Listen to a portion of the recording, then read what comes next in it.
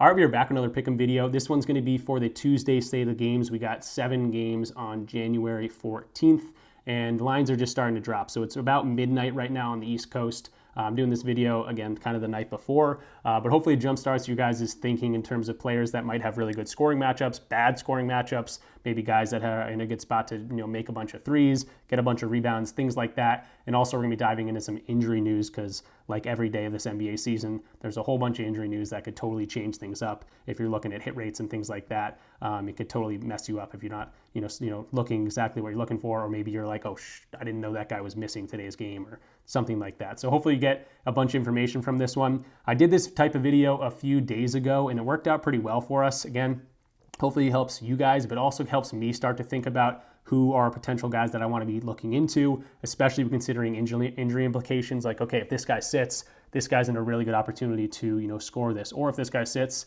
bigger blowout potential, I'm going to crush this guy's under. Steps like that, that's kind of what I'm going for in this one. But we're going to break down the video picks from yesterday's normal video. Then I'm also going to break down the video picks from the last time I did this, was a few days ago, kind of highlight what we did well, maybe things we need to improve on. Sports betting is very volatile. Blowout situations happen. Guys shoot 2 for 20 some nights, but really we're just going for good reads. We can't help the fact that if someone gets injured or someone just really has an off night or someone just absolutely crushing it, shoots very well, but we can really dig into it, do our due diligence, see guys that have good matchups in certain areas, and attack it that way. All right, so Future Rich hopping in here kind of like I did last time. I just finished the video. It's definitely really long. We end up going in depth on 9 different plays. 6 of them end up being like final plays. 3 of them end up being leans. So just bear with me. If you don't want to hear the injury news, you can skip ahead to when we really start getting into the nitty gritty stuff. I don't want people to click off this because they're like, this is just boring. But definitely let me know. Like, do you want to hear this injury news? Am I talking about it too long? I'm still experimenting with this like late night stuff. And again, it's good for me to start thinking about the lines, and I hope it's good for you. Hopefully you guys get value out of it. So just to let you know, if I'm mumbling on and continuing, you're like, this is so boring, definitely feel free to skip ahead to like the 11-minute mark. I think that's where I start talking about in depth the first play. But I think the recap of how we've been doing is, transparency over on here, and then injury news is also big. You don't want to be like, oh, I'm smashing this guy's under, I'm smashing Siakam's under or something, which could potentially be a good idea. But if Halliburton does play, he doesn't look like he's going to play, that could potentially be like, oh crap, I didn't know he was going to play. So injuries are huge. I think recaps are huge. But again, if that's not something you want to listen to, fast forward to about the 11-minute mark. Just want to let you guys know because this is like a 37-minute video or something. So now going back to past Rich, and he'll continue the video. So that's what we're gonna be doing for this one. Again, it might be a little bit of a longer video. I'm planning on making another video for tomorrow for some more plays, and eventually I will obviously give you guys specific picks that I like for this one. Not everyone has their lines out right now because again, it is the night before, but guys that do, I might be very interested in going to certain guys, and then there's gonna be a whole bunch of leans in this one. So we're gonna have a ton of information. Let me know in the comment section down below if you like this type of video. We got a whole bunch of good comments the last time I did this, so I appreciate that, and definitely keep them coming. If it's boring, if it's too long, if I go on something for too long, let me know in the comments. It helps me be better in terms of creating videos that actually help you guys. So if you're new around here, definitely go ahead and subscribe, leave the video a like, and definitely comment something down below. It tells YouTube not only to push this video out there, but again, it helps me help you guys when making these videos. So let's hop into the recap of yesterday's. I'll make it quick, and then also recap of the last few days that we talked about, the deep dive, and then we'll hop into some picks.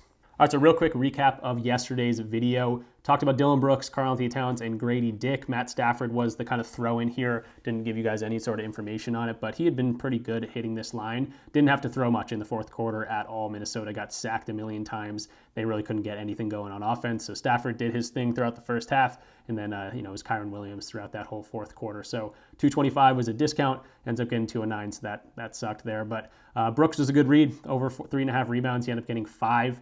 This was 4.5 demon on PrizePicks. They weren't giving us that 3.5 line. As I made the video, they took it off, but he still got there with 5. Karl-Anthony Towns crept over his points and rebounds at 37.5. He had 38. He did have a thumb injury in this one, so that wasn't an amazing thing throughout the game, but he did creep over for us, which was nice. This was also a really good matchup for Jalen Brunson. If you remember, we were talking about, hey, Jalen Brunson might not play this game. That's why I really liked Towns. Brunson ended up playing. I knew that if he did end up playing, Towns could definitely still get there, and he did, which was awesome. And then Grady Dick was our miss yesterday. It was ended up being a hook. We knew this was going to be right around 4, 5, 6, and he just ends up coming short there with 4 rebounds and assists. They get 3 rebounds and 1 assist maybe. But yeah, he could have very well got there. We knew this one was going to be close, kind of a toss-up. But I like the situation, especially if he was going to get the minutes. We talked about quickly potentially missing the game. He did miss the game, so I felt a whole lot better about it. But yeah, just ends up hooking us for that one. Dick hooked us. And then in terms of Friday's video that we did the deep dive, kind of like we're doing in this video, in terms of the bets that we liked, those are all going to be in bold. We went 8-3 in those. I just shouldn't have done the leans. These are guys that I'm like, hey, these have good matchups and things, but I don't really know if that's going to be working out. Those went 0-4. So the main bets we talked about, 8-3, really good. We can talk about some of those guys. Zach LaVine over his points. He crushed that. Brunson, I really liked this under at 24.5. The line ended at 22.1. This was against the Thunder. They got destroyed, and Brunson still went over, unfortunately. DeMar DeRozan over his 18.5. We talked about Fox potentially missing that game, which he did, and I think he had like 20-something points, so he went over. The line ended at 20.6, so really good reads there. Vucevic over his rebounds, 11.2. That's where the sportsbooks ended it in terms of like average sportsbook odds. So a lot of good reads there. Giannis was a lean that ended up going way over. We were taking a look at his under. The line ended at 28.1. We were looking at 30.5. He had like 40 points against the Magic, who he always plays really well against. That's kind of why it was a lean. Towns didn't hit. This was like an actual bet that we liked, but that was a blowout situation. It was like a 30-point loss to the Thunder. Porzingis, his rebounds line jumped all the way up to 7.8 average sportsbook odds. He crushed his over there. Shea under his rebounds, all these bold ones you can see. The other miss here was Jaylen Brown over his assists. He got 5 assists. I was really liking that under. Consensus odds ended at minus 147 on that play. We were looking at like minus 125, so another good one there. And then I want to point out, this was a win right here, this Porzingis one. This was juiced from the get-go. Ended up being a minus 137 average sportsbook odds. It's pretty much where we were looking at it. Maybe it was like minus 140 even, but he cashed that with ease, being at home against the Kings that he always does that. So in terms of the bets, 8-3, really, really good. In terms of leans, not as good, but that's, again, why they're leans. Not as confident in them. Got to point them out to you guys. But yeah, always never going to be as confident in leans as the bets that I'm really liking. So pretty good history in terms of really looking, taking a deep dive, taking consideration of injury news, taking consideration of guys that have really good matchups. That's what we're focusing on for this one, and that's what we're going to jump into now. So let's kind of strap in here for the next 20 minutes or so and start doing some deep dives. All right, so now quickly we're going to talk about injury news and also back-to-back situations. We'll start with back-to-back because it's easy. No one's on a back-to-back, so not something you have to worry about in terms of guys that don't play well on back-to-backs, maybe guys that drop minutes on back-to-backs. That's not going to be an issue for us today. In terms of injuries, though, there is going to be a whole bunch of issues. But we're going to run through some injury news for this, any sort of implications. I'm just going to do it on the surface of things. We're really going to dive into it once we start looking at actual stats. But we'll start with this Cleveland-Indiana game. 7.5-point spread. The Indiana Pacers have been playing a whole lot better. They're home, but they don't have Halliburton tomorrow, probably. He has that hamstring injury that took him out last year for like a month and a half, and then when he came back, he was a totally different player. He was horrible for like months. And he's kind of been lingering with that to start the season. But he just started getting going, and now he is giving a doubtful tag for tomorrow's game against Cleveland. This is a hard one to kind of predict because Cleveland does have a really good defense. You think if Halliburton's going to miss this game, Siakam will probably have more usage and things like that, which he does pretty well with in terms of his scoring. But then you have to consider the fact that he's going up against a really good interior defense that doesn't allow a whole bunch of interior scoring with Evan Mobley and Jared Allen and things like that. So Halliburton not going to be playing this one. Potentially blowout situation here. So we'll see what happens there. But going to be probably a no-go for Halliburton in this one. All right, so whenever I want to quickly go through some injuries, I end up going on tangents for each of these teams, and I talk about injuries for like 6 minutes. Let me know if you like that, but I'm going to expedite this and really, try to get to the picks before, you might want to click off this video. So I just went ahead and bolded the guys that we really need to focus on. Obviously, Halliburton is going to be one of those bolded guys. Other guys that potentially are going to be out or game time decisions. Embiid continues to be out for Philadelphia. Tough matchup for Maxey going against OKC, though, with some blowout potential. Some other guys you want to be taking into account for tomorrow is Trae Young getting a game time decision tag here, but it's not just for his Achilles, which he gets a whole lot of. It's now that illness that it seems like anytime that an NBA player is getting this illness tag, they miss a game or two. So without Trae, this is going to be tough to kind of offense. no Trae and no Jalen Johnson would be weird. If Trae does play, obviously that's going to be a totally different situation going against Phoenix. But right now, this is a 3.0 spread. If Trae ruled out, that's going to be weird look for Atlanta. The next guy I got bolded here is going to be in the Dallas matchup, Dallas and Denver. Kyrie Irving potentially back in this one. So we've seen Spencer Dinwiddie play well, PJ Washington, Klay Thompson, all guys have been playing really well. Even Derek Lively, Kyrie back gets a whole lot of usage. This is kind of a bad defense in terms of Denver. They got a whole bunch of probable tags, but most of these guys are going to play. This could be a good spot for some overs, but just keep in mind, if Kyrie comes back, Dinwiddie's lines, Klay's lines, PJ Washington's lines might be a little bit inflated and they might get dropped down or something like that. And then last but not least, Brooklyn, dealing with a whole bunch of injuries. They're probably going to be making some trades, relatively soon. The big guys you got to be taking into account are Cam Thomas is out, and then kind of big news, D'Angelo Russell, a game time decision. He's missed the last few games. Claxton also a game time decision. I think these guys play well together. Claxton, I don't think has missed a game this year, but D'Lo's missed the last few games. When they do play together, they kind of play well off each other. So 6-point spread in favor of Portland here. But if these guys are good to go, that might get shifted around and could be a good spot for these guys. And then the Portland side of things, I should mention Denny Advia being a game time decision here. He's been shooting a whole bunch with a lot of these guys out, especially Jeremy Grant. Shaedon Sharp's also been shooting a whole bunch. This is kind of a tougher matchup for guards, but definitely something to consider. Denny Advia being a game time decision. Kamara, Sharp could get bumps, even Ayton if he does miss. All right, so jumping into the first play of the day, I think this is going to be an official play, not a lean. I'm pretty confident on it. Obviously, Maxey has been playing really, really well, but I like his under points and assists at 31.5 here. You can see he's crushed this the last 4 games, 41, 35, 42, and 34 points and assists. But now he gets that nightmare matchup against OKC where guards have not been able to hit their lines because of probably blowout situations, but also because of Shai Gilgeous-Alexander, Lou Dort, Caruso's back in this one, J-Dub, whoever's switching on to these guys, they are a nightmare. And if Maxey's cooking even early, they're going to make that adjustment that they are very well known for, making the halftime adjustments. So this one could get out of hand early. If it stays close, I expect OKC to make those changes and try to slow down Maxey if he is cooking early. But yeah, 52% of games he has been under this. Obviously, no Joel Embiid, like we talked about when we were looking at the injuries.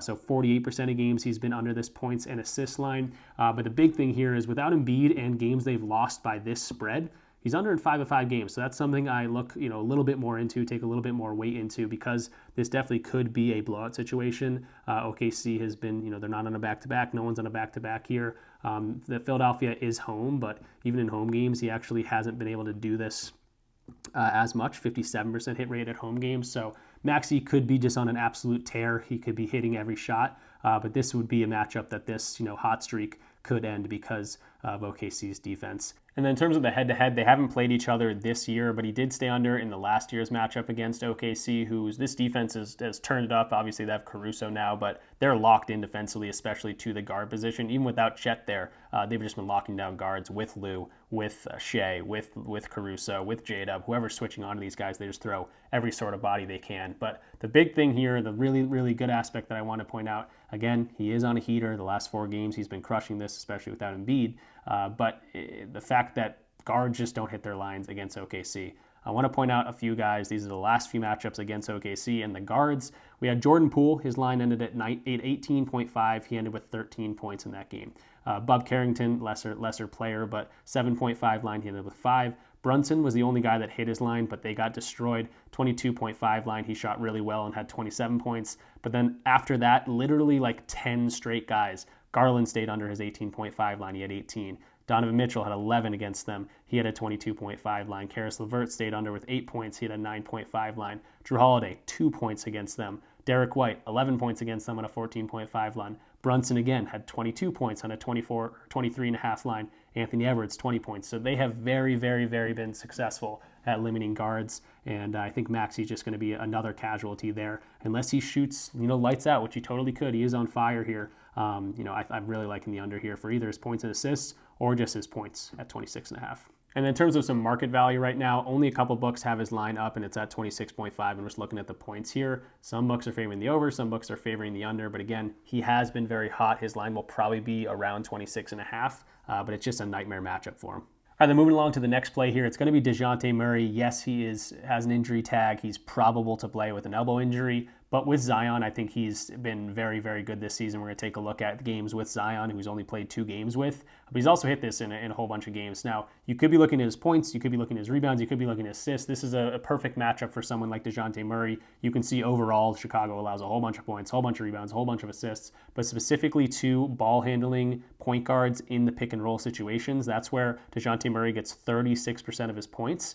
They are 27th ranked in that. So this is a dream matchup for him. He also plays well in transition, spot up shooting, which Chicago is also weak against. So really, really liking Chicago in this spot.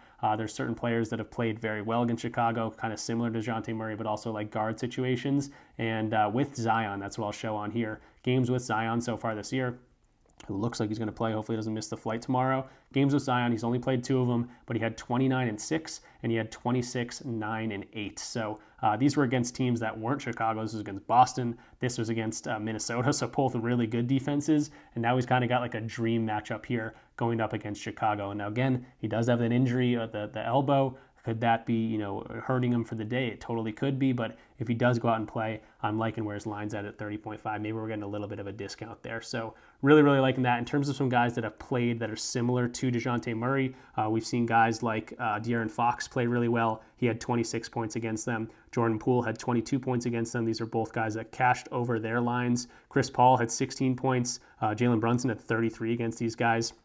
All doing really, really well in terms of scoring. And then of rebounding, also specifically, a ton of guards have gone over like that play like DeJounte Murray. Chris Paul, Donovan Mitchell twice, Anthony Edwards all crushed their lines. Kyrie Irving were really, really good rebounders in those spots as well. So DeJounte, someone that's been doing this, consistently throughout the season, 61% of games. Now he gets Zion back, who takes a little bit of pressure off the, defensively for DeJounte Murray. The defense is definitely going to be locked in on someone like Zion. Again, it just gives DeJounte Murray maybe a little bit more room to work. So pretty good hit rate for the year. Really good hit rate against, with Zion on the court. Head to head, we can see he's gone over this in 4 straight games against Chicago. One of these being this year. So yeah, really liking DeJounte Murray in this spot. And in the same game, I do have to mention here Zach LaVine. I don't think he's going to be a play that I'm super pumped about, but he pretty much just wants to get himself traded. I think Chicago's like, hey, shoot as many shots as you can. The last 5 games, he's averaging 22 shots a game. You can see he's been scoring a ton. But again, potentially Ayo Dosunmu coming back, but Kobe White maybe exiting the lineup. So you got to take that into account. But he's got a great scoring matchup here. Transition defense has not been amazing for the Pelicans. Now they do have Zion back. They got Trey Murphy. They got CJ McCollum, DeJounte Murray. All these guys seem to be playing. And we did just see Jaylen Brown kind of struggle against this team, kind of like a Zach LaVine type player. He only had 16 points, Jaylen Brown did. But again, Zach LaVine seems like Chicago's like handing him the keys. Take all the shots you can get. Make yourself look good so we can trade you for something, because he's got a huge contract. And Chicago is not looking to win right now. So they want to point out the fact that he is in a really good spot here, especially against a team that historically has given up a bunch of transition scoring. That's where Zach LaVine gets a lot of his points. But also consider the fact that this team does look a little bit different with Zion, and we did see Jaylen Brown just struggle the other day against them. All right, so next guy's matchup that I really, really like here is going to be Bradley Beal. I was looking at his PRA, but since he's coming off the bench, he's more of like a spark plug. He hasn't actually been shooting or scoring very well off the bench, but he has had some sort of glimmers of hope, especially against a defense like Atlanta. So I'm going to be focusing probably just on his points. You could be looking at his PRA if you want to, but I'm really just going to be focusing on his points here because, again, like I'm the kind of the theme of this video, I'm really looking at the matchups here, and Beal has a good matchup here. Now, he's transitioned to the bench role. He has not been scoring as well, but you see these 2 25-point games. One of those games was against Atlanta. Trae Young is a negative on defense. He's a game-time decision like we talked about. If Trae Young doesn't play, I don't think I'm as confident at this Beal pick, but even if he does play, or even if he doesn't play, they're going to bring probably someone in that's a little bit better defensively, but they're not going to be focusing specifically on Bradley Beal. I think they're going to make Bradley Beal beat them. They're going to be loading up on KD. They're going to be loading up on Booker. And Beal's going to be that third option that you, again, saw him sneakily have 25 points against them in an 8-point win. And this is a close spread. Trae Young, again, potentially could be playing in this one. Phoenix still -3.5 if this one stays close. Beal has been, getting a certain amount of minutes still, 30-plus minutes off the bench. He's just in a different role. And I think, as he continues to come off the bench, he'll start being a little bit more, comfortable in that role. So in terms of the matchup specifically, you see Atlanta gives up a whole bunch of points, but the way that Bradley Beal scores is in the interior, 27% of his points coming from the interior. interior, and above the break threes, which is 26% of his shots. The two very big weaknesses for Atlanta are the above the big three, where they're literally ranked 30th, and interior, where they're ranked 28th. So this is a really good situation for someone like Bradley Beal. People that have played them, players that have played them, the Atlanta Hawks, that are similar to Bradley Beal have been consistently hitting their overs. Not only did Bradley Beal do it himself very recently, guys like Tyler Hero, he had 28 points against them back in December. Desmond Bane had 23 points against him. That was over his 18.5 line. Kyrie Irving went over his 27.5 line. He had 32. Jordan Poole's gone over against these guys 3 times this season. So guys that play similar to Bradley Beal are consistently going over against this team, and it makes a whole lot of sense when you start looking at their defensive scheme and how Bradley Beal likes to score the ball. So definitely a good situation here, I think, for Bradley Beal. Again, you start thinking they're going to be a little bit more defensive with Trae Young out of the lineup. They're really going to be focusing on KD. They're going to be really focusing on Devin Booker, slowing him down, and hopefully gives it a good opportunity for someone like Bradley Beal to thrive like he did just a few days ago. And then just adding some more data points here. This is the RotoWire projection tool. Any of the tools I'm using, guys, Outlier, RotoWire projection, Odds Jam, DG Fantasy, they're all going to have some sort of perk if you use my code or link in the description of this video. So if you're interested in any of these tools, definitely use my link. It lets them know that I sent you there. It gets a kickback my way. And if you do that, comment something, hey, use your code, I use your link, and I'll set you up with like a free month, free week or something, some sort of perk for you guys using my code in terms of like the Discord. I'll give you guys, free access in there for, go ahead and doing that. But Bradley Beal here, 15.5 points. They're expecting 17.23, even though the hit rate's been low. Again, they're liking this matchup for him. In terms of some market value, looks like all the DFS platforms except for Dabble. Dabble's actually ahead of the game, it looks like, 16.0 in Dabble, but PrizePicks, Underdog, Betr, all at 15.5. The Sportsbooks are all at 15.5, but they're favoring that over. Pinnacle at -128. So I wouldn't be surprised at all if this one eventually does get bumped up, but we're getting some really good market value here at 15.5. And while I'm showing kind of this market value here, if you guys want to sign up using my code to any of these DFS platforms, so I just mentioned the tools, but PrizePicks, Underdog, Betr, Dabble, Sleeper, Chalkboard, Fliff, any of the things you'll see in the description of this video, they all have different codes. Most of them are RichPicks. I think Dabble's Rich DFS. When you use that, you're going to get a deposit match. You're going to get some sort of free money to start on these platforms. It's also a great way to get into the Discord community that we have going, where we're always talking sports, having a good time. Even when we have bad days, we're going to be laughing, but when we have good days, we're obviously celebrating together. But yeah, good way to get into the Discord for free. I give out free months all the time. All you got to do is use one of my codes. I'll go ahead and give you that free month. And again, you get access to the perks like PrizePicks.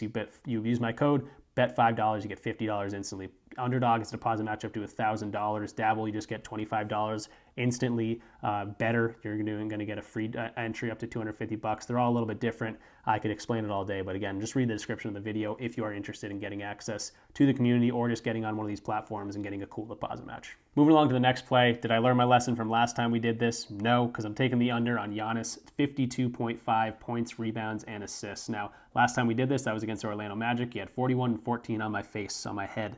And he has been under that other than that game pretty much. So this is another matchup that's a little bit more difficult for him. How does Giannis get his points? How does he score the ball most of the time? It's going to be in transition, and it's going to be in the restricted area. The defense for the Sacramento Kings, they're number 1 in defense in the restricted area, and they're number 2 in defense in the transition. Now, we don't have a head-to-head matchup for him this year, but he did stay under in both games last year, 47 on the dot, PRA-wise, against these guys, last year. So the hit rate for the entire year is solid. Now, no Middleton does make this a little bit worse when you take into that count 62% hit rate in games like that, and he's also at home, which I don't love. He plays a whole lot better at home. 56% of games he stayed under this at home. So not something I'm super excited to do. I never like taking unders on superstar players, but this one, considering the fact that they're the Kings Sacramento, the defense of the Sacramento Kings is number 1 in transition and number 2 in the restricted area defense. That's something that's going to play, pretty badly for someone like Giannis. So I think it's going to be a difficult matchup for him. You see points allowed, rebounds allowed, assists allowed. That's why I'm adding the rebounds and assists. They don't allow a whole bunch of rebounds to power forward position. They don't allow a whole bunch of assists to the power forward position. So Giannis under 52.5, that's where I've landed for him. And then in terms of the RotoWire projection model, they really do like his unders. Obviously inflated because he is Giannis and he's scary at home. But PRA at 51.5 on PrizePicks. This is actually 52.5 on a different book. I think that's kind of the book that I'm going to end up giving you guys a slip in. But they're expecting 48.23. So again, tough matchup for him against Sacramento. And the projection model also liking this under. In terms of market value, I'm going to be playing this on Dabble. They're at 52.5. Looks like Betr and PrizePicks, other DFS platforms, are at 51.5. A lot of books at 50.5, couple ones at 52.5. Anyone at 52.5, though, looking like they're favoring the under. And again, DraftKings sitting at 50.5. So in terms of market value, looks like it's average at 52, favored on the under. So I'll take 52.5 on a fixed payout system like Dabble. And it's looking pretty good in terms of market value. And in the same breath that I'm talking about Giannis's under, I do kind of like Damian Lillard's over here. Now, it's kind of interesting. I always kind of go back and forth. Is this like a correlated play? If I take Lillard's over and Giannis's under, you can kind of think about it like that. I think I'm going to actually end up straight betting this on something like DraftKings just because that has the best value out there right now. But for someone like Damian Lillard, we just talked about how they lock down the paint. They don't allow a whole bunch of transition. Well, in terms of how Damian Lillard scores the ball, a lot of pick and roll ball handling. It's going to be his main attack, and then above the break threes, where the Sacramento Kings allow a whole bunch of above the break threes. And again, that's where someone like Damian Lillard tends to thrive. So in terms of his hit rate for the year, we see 58% of games he's gone over this. Now Chris Middleton's going to be out for this game. That goes up to a 60% hit rate, and then home games as well without Chris Middleton, also a 60% hit rate. A lot of these games, I will say, he creeps over here, but again, specifically to the Sacramento defense, it plays into his hand being a ball dominant, ball pick and roll type of player, and also an above the break kind of three guy that they do not defend very well at all. I dug in, kind of looked at teams that he played similar. Damian Lillard's played similar to the Sacramento Kings. So that included teams that are bottom third in the league in defending the pick and roll ball handler. He's gone over his 24.5 point line in 8 of those last 9 games. So love to see that. And in terms of teams that he's played that don't defend the above the break three well at all, he's actually gone over in 7 straight games against those types of defenses. So teams that are in the bottom third of defending the above break three, he's gone over in 7 straight matchups versus those teams. So great spots for Damian Lillard. Not sure if I'm going to get fully behind this one, but in terms of market value right now, PrizePicks and Dabble are at 25.0, but I might end up finding myself just kind of straight bet this, probably on FanDuel at minus 110 on the over. Not FanDuel. Yeah, FanDuel at minus 110 on the over. I don't know what's blocking it right now. That's the best market value out there right now. Obviously, these things could change, but I think Lillard is probably in a good spot to hit his over. Now, is that correlated to Giannis's under? I always go back and forth on that. It's something that you can think about. If Giannis isn't going to be scoring, someone's got to be scoring unless this is some sort of blowout. But yeah, you can pick and choose your favorite one there. But Lillard in a really good spot against the Sacramento defense. And in terms of some players that have played Sacramento that kind of play like Damian Lillard, the first guy I might have mentioned is Anthony Edwards. He's played well against them so far this year. He had a 29-point game, and he also had a 36-point game. Zach LaVine, kind of in that same breath, guys that like to shoot some threes, can drive definitely. He had a 36-point game. Halliburton, I will mention, had a stinker against them, 14 points. And then Jamal Murray did have a 28-point game, kind of similar kind of type of player to Damian Lillard there. So some guys that are similar to Damian Lillard, Damian Lillard hasn't played them himself, but guys that are playing similarly to him throughout the season have been able to hit their points lines. And then the last guy I talk about for Milwaukee here is going to be Brook Lopez. I'm looking at his 3-pointers made, but honestly, his points line looks pretty good as well.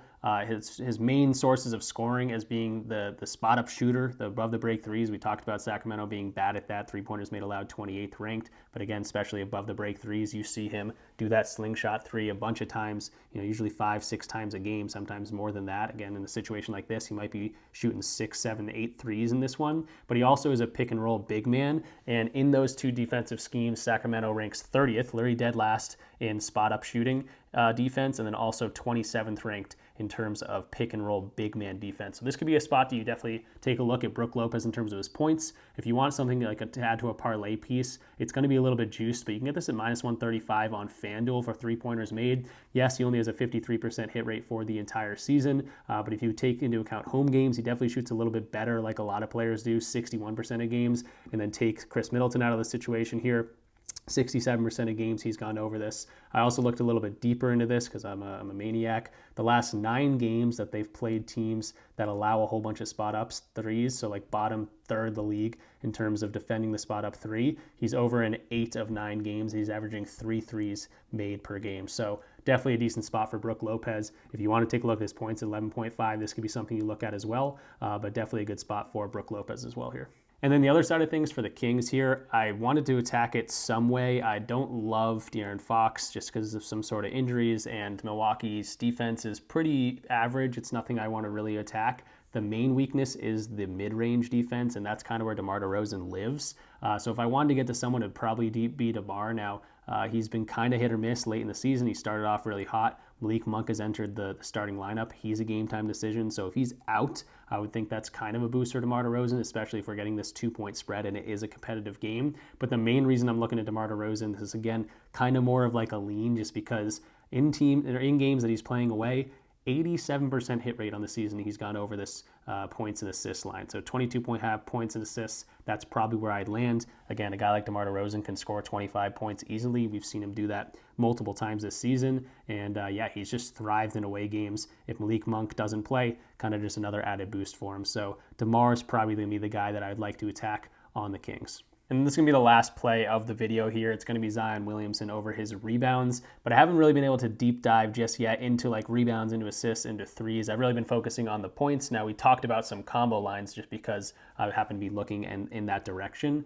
But if you want a follow-up video where I go more in depth on some rebounding lines, some assist lines, obviously lines will be moving by tomorrow, I will definitely do that. Just comment down below just to let me know that you guys want to see that and that you're getting something from this video. So again, we kind of focused on points specifically in this late night video, but I'm getting more and more tired. So I'd like to get this out for you guys and then have a follow-up video tomorrow if you're interested in that. So let's finish on Zion Williams here. 6.5 rebounds. He's getting around 30 minutes a game. I was going to say 28, but 30 minutes a game. 5 of 8 games he has gone over this, and he's got a really good rebounding matchup against Chicago, against teams that allow a whole bunch of rebounds. He hasn't played a bunch of games, but he's played 4 teams that allow the bottom 5 in terms of, or maybe bottom third of the league in terms of reboundings allowed, and he's gone over in 3 of those 4 matchups. In 2 of those matchups, he had like 11 and 12 rebounds, almost doubling this. So if he's ready to play, if he's good to go, going to get his 30 minutes, he's been right there even in the games that he's missed. So really, really liking this matchup against Chicago for Zion rebounding.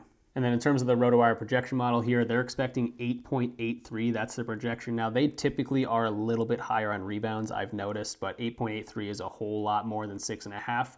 And market value-wise, everyone's got this at 6.5. Most books favoring the over a little bit, I guess. 125 minus 109 for Caesars. More of a 50-50 line on DraftKings and FanDuel, but Pinnacle is definitely favoring the over here at minus 122. So these are going to be available at 6.5 on these DFS platforms as well. That's where I'm going to be taking it. And now I'm going to show you the 3-man Dabble slip that we're going to talk about, just because I want to give you guys some sort of slip in today's video, because we talked about a whole bunch of lines. I'm going to do a recap of all the lines we talked about, which ones are more leans, which ones are more like I'm probably going to be playing, and of course I'll give you that Dabble slip. All right, so this is the Dabble slip that I want to give you guys out for free. It's going to feature 2 Pelicans, and this happens a lot against Chicago just because Chicago seems to stay in a decent amount of games, but they also just have a bad defense that allows a whole bunch of stats. So DeJounte Murray over his PRA at 30.0. I don't think that like is a bad correlation with Zion over his rebounds. Murray's not going to grab 10 rebounds, I don't think, but Zion totally could do that. I hope Murray's going to be doing more of a scoring, and if there's a high-paced game, Zion's going to be able to grab some of those more rebounds like we talked about. And then Giannis is going to be under 52.5 PRA. Hate taking Giannis's unders, but he has been under in most of the games recently, other than that Orlando game that I went to him in. And we talked about Sacramento just not being a very good matchup at all for him, really defending the paint and transition as well. So that's the 3-man Dabble slip. If you notice, it's a 6x on Dabble. If you're on PrizePicks or something, I never do 3-mans because they pay 5x, especially on PrizePicks. So if you want to check out Dabble, they got very soft lines. I do Dabble slips all the time. So if you sign up using my code, it's RichDFS, or just check out the links in the description of this video down below. And yeah, just click that link. You're going to get $25 instantly by using my link or my code. And when you do that, go ahead and comment something down below or get in touch with me in the free part of the Discord so I can get you a free month of the Discord. So that's my pitch to you guys to check out Dabble. If you want to check out on any of these other platforms, or maybe you just want to get into the Discord for free, you can check out any of the other sponsors of the channel. Again, everything in the link of this video. So if you're interested in the community, we're always talking sports, talking props, talking different plays. I give my plays out here, PrizePicks, Underdog, Betr, Sleeper, Dabble, Flip, Parlay play, Chalkboard, and some correlated combos sometimes as well. You get a whole bunch of injury news right up to date. This is, you get this before like everyone knows about it. I have this integrated with it. Obviously the RichClub, we have some seasoned chefs in here that send out their own plays. Play of the day, you can share your own slips. There is a free part of the Discord as well. You also get like PrizePicks and Underdog math that I've kind of typed out and said, hey, do you want to do 2-mans on Underdog? Do you want to do 5-mans on PrizePicks? Whatever you want to be doing, it kind of breaks down the math and the break-even points for all those. So I'm just trying to add to this, get a whole bunch of people in here that like to talk sports, like to talk props, bounce ideas off each other and try to beat the books together. So again, plenty of different ways to get in here for free. If you're interested in that, check out the link in the description down below. Just the description of this video. And then here's a recap of all the plays that we talked about. 3 leans, 6 bets that I'm really liking for today. Tyrese Maxey under his 31.5 points and assists. That's against OKC. Again, we talked about all these in depth, so I'm not going to talk about them in depth right now. DeJounte Murray over his 30.0 PRA. Bradley Beal over 15.5 points. Giannis under 52.5 PRA. Brook Lopez over his 1.5 3-pointers made. If that's a little bit juiced, I would potentially look at his points as well. And then Zion over 6.5 rebounds. In terms of some leans, DeMar DeRozan on the road has been an animal, 87% hit rate or something crazy. 22.5 points and assists is the way I would land there. Also a decent matchup in terms of going up against Milwaukee. Zach LaVine over 27.5. He's just been on fire. I think Chicago's literally like, hey, score every point, take every shot. He's averaging 22.5 field goals attempted in the last 5 games. Potentially Kobe White, potentially Ayo Dosunmu. We don't know what's going to happen with them, so keep an eye on those guys. And then Damian Lillard over his 24.5 points, also a lean here. So talked about 9 different plays. Again, let me know if you want access to all my slips, but also if you want a follow-up video here where we talk a little bit more about some more plays, going to maybe some rebounding lines, assist lines. That's what I'll be doing tomorrow anyway. So just let me know if you would like another video. So I am so tired. It's like literally 3 a.m. right now. I'll get this edited and get it out to you guys. And yeah, thanks for watching. If you're new around here though, subscribe, leave the video a like, and I will see you potentially tomorrow. So let me know in those comments.